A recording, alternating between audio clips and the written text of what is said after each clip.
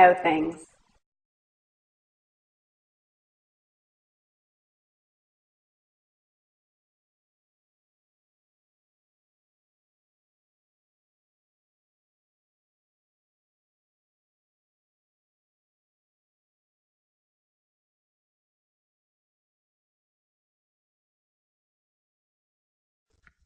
Hi, my name is Natalie, and today I want to talk about irritable bowel syndrome, which is also called IBS.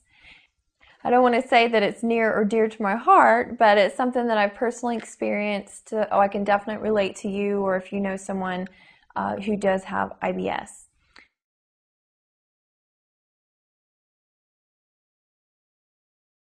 First, I want to explain what IBS is. It is a group of symptoms, and that's what actually syndrome means, a group of symptoms.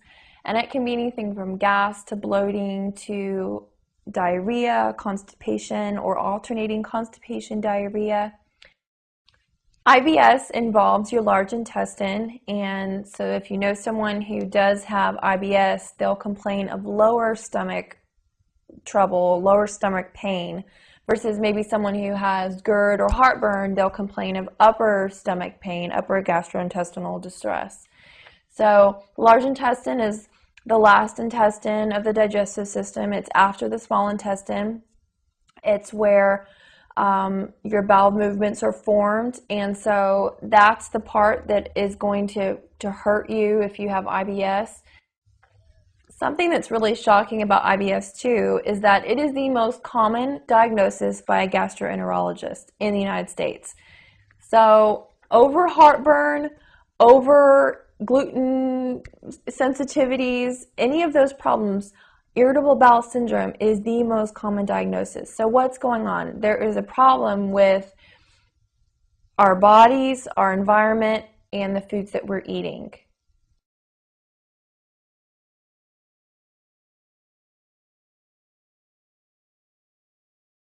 So for me, it started around my junior year of college, and I had really stressful classes, and then I had some family issues going on, so that was definitely impacting my digestive system, just all that stress.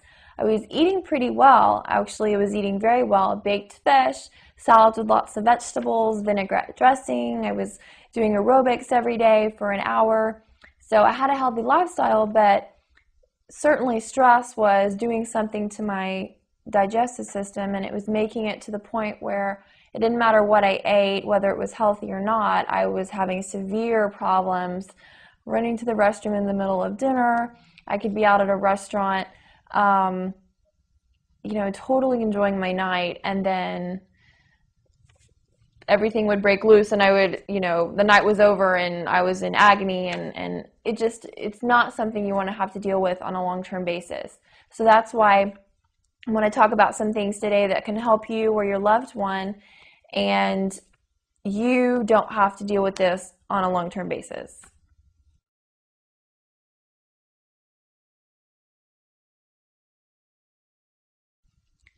So I've already mentioned that stress and diet impact how you are coping with IBS. So I want to talk about two nervous systems that we have. One is parasympathetic nervous system, and one is the sympathetic nervous system. Don't let those freak you out. It's not complicated. It's just the parasympathetic nervous system governs our digestive system. The other one, called the sympathetic nervous system, governs how our body responds when we're stressed. So basically you have to kind of view it like one system's going up and the other one's going down, and then they're moving to maintain balance. So when we are stressed, our digestive system and our digestive function decreases, and then when we're relaxed and we are in a controlled environment and we don't need to be stressed, then actually our digestive system works the best. So when you're stressed and you're eating poorly, both those things will actually make your symptoms worse.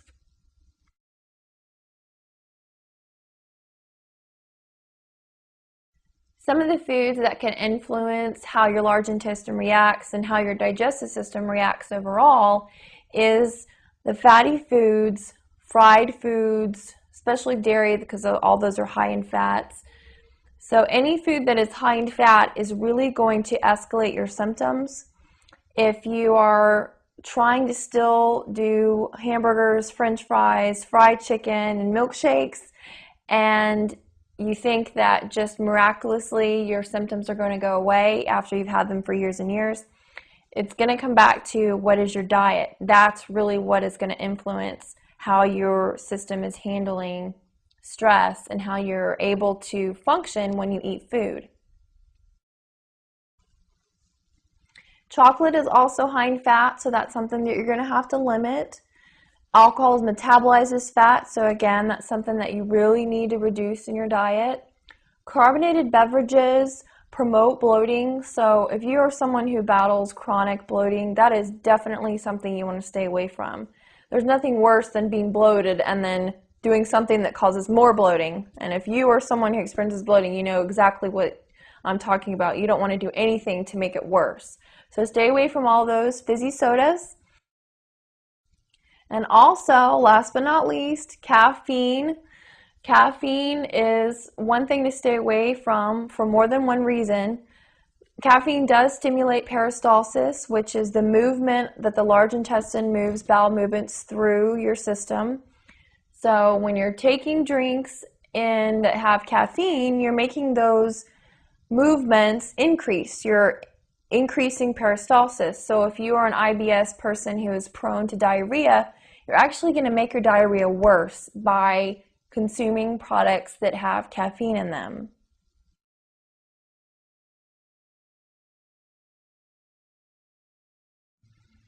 When I went to my primary care physician, sat down with her, talked about all my symptoms, talked about all the problems I was having, and it was about a 30-minute appointment, and she sent me home with a fiber supplement and also sent me to a gastroenterologist.